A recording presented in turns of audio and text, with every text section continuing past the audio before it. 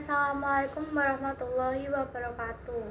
Nami kula Masa Widyatnya Resindria saking kelas 9B absen 17. Teng mriki kula badhe maosaken geguritan kanthi tema Kekidungane Simbah. Kekidungane Simbah dening Utik Fuadiah. Ing pinggir ratan kene, ing ngisor dipan kono, ing dhuwur dingklek iku. Ing kene, ya ing kene Simbah tansah angudang. Tembangane tak lelo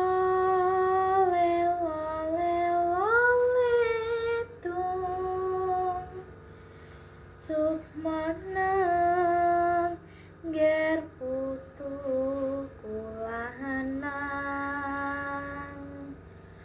tak lelo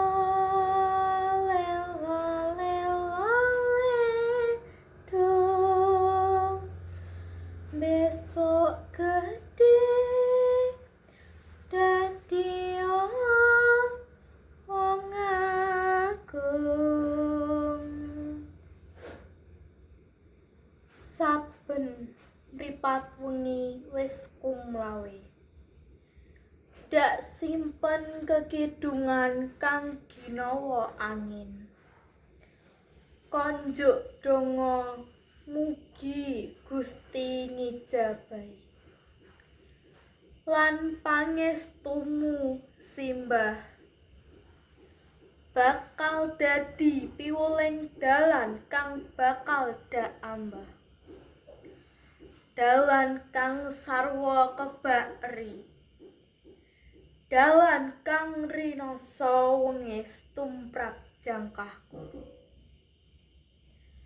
Nanging Simbah, dak kira jangkahku bakal kandhut.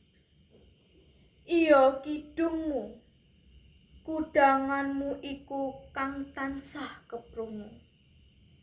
Gawe gregeting manah lan sukmaku. Nglakoni dina-dina kang wis kagelar ing lembaran-lembaran ing ngarep. Simbah, apa isih bakal keprungu kekidunganmu mengko? Sekian video guritan dari saya. Wassalamualaikum warahmatullahi wabarakatuh.